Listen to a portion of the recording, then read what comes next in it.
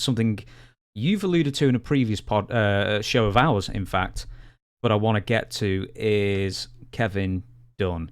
And after Vince McMahon wished himself the best in his future endeavours, Kevin Dunn, you speculated, and a lot of people have speculated, is going to be next on the chopping block. And I suppose, first off, what exactly is Kevin Dunn's roles in WWE? I know he's like a director, producer, but what specifically is he in charge of? Well, on the live taping, he's the producer and director. So he sits in the truck, in the production truck, with the headphones on, and he's got all kind of buttons that he can talk to anybody on the floor. He can talk to the camera guy at position one, or camera guy on 2 or 3, or he can talk to the sound engineer who plays the music. He can talk to the announcer. He can talk to everybody. So he is directing everything you see on the floor, lighting. He is producing all that and directing all that. That's when all the shoots, the shots that nobody likes, that'll give you a headache. He invented that, and nobody told him to get away from it. And I know why he invented it, because if a punch doesn't look good, if it's moving, you can't tell. I understand why he did it. But in the years that he was Vince's right-hand man, I think he rubbed a lot of people the wrong way. And I think one guy that he rubbed the wrong way was Triple H. And I think he also rubbed Bruce Pritchard the wrong way. I don't know how much power Bruce has now. But I think in rubbing Triple H the wrong way is the same as rubbing Stephanie the wrong way. So, because he could overrule them, and they didn't like that. So, it's like an old wound, an old scar that's reminding you, well, this guy didn't want to do this, and this guy didn't want to do, and you couldn't tell him nothing. Because I've heard that Kevin Dunn would sit in, and I can believe this, in creative meetings and just trash everything they've done. That's not, he was Vince's guy in the creative meeting.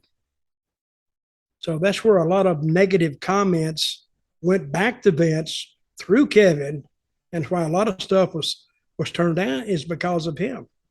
Now Triple H, I don't even know if Kevin Dunn will be even invited to creative meetings anymore. But what I think will happen, Triple H going to be very political here, and he's going to play the sides against the middle, and they're going to come to Kevin. And I think first they'll try to make it a little bit uncomfortable for him and try to show everybody that he doesn't have the power he used to have. And that's a personal feeling. That's what I'm thinking. But I think what will happen, Kevin, he won't be released, because that would be almost the indignity of a lifetime for him, to be released from a company that he thinks in his mind, and maybe rightfully so, that he helped build. What I think he'll do, he'll just pick a date, and he'll say, well, like my old friend Vince McMahon, time to move on. He said, I love everybody, and hope you continue with your success, and I'm retiring. I think, and he'll retire. Is what I think. Now the other ones will be, he has some more bones to pick with anybody else. I think they'll just be released. But I think Kevin will retire. I think he's got enough money anyway. He's not depending on his next check to get by. He's probably a multi-millionaire. So, and he'll just may quit and go on a cruise. That's what I'd do. You won't get this joke, but sorry, I changed the camera about 48 times there, so that's for Kevin Dunn in tribute of his frenetic camera style and I zooming in. Oh.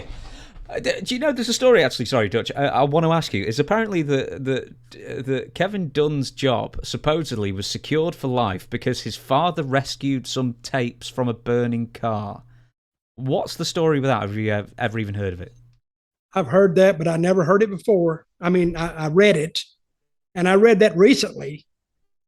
Where did he rescue these tapes? I don't know. I think it was like in the, you'd say trunk, the boot of a car that must have gone on fire, and there was maybe some like master tapes in there that he.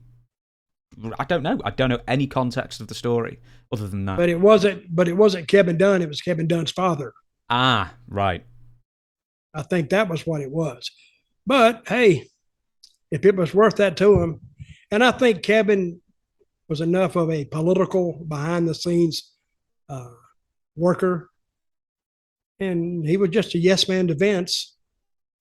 And what else could anybody be to Vince? Because he had total control. Nobody could tell him anything. You could suggest things to him, which is why I always say you got to, when you pitched an angle to WWE Creative, you had to make them think it was their idea. So if it was their idea, oh, well, we got this great idea. They're not going to walk in and say, hey, Vince, Dutch has this fucking idea that I think you'd love. No, it's going to be their idea, but you don't care as long as your idea gets through. But I don't know about the burning car stuff, but I think if that was the reason, at least he followed through on his promise. Mm-hmm. How old is Kevin Dunn? Oh, I don't know. I know he was working for the company in the 80s. I don't know how old he is. He must be 60 or so, maybe.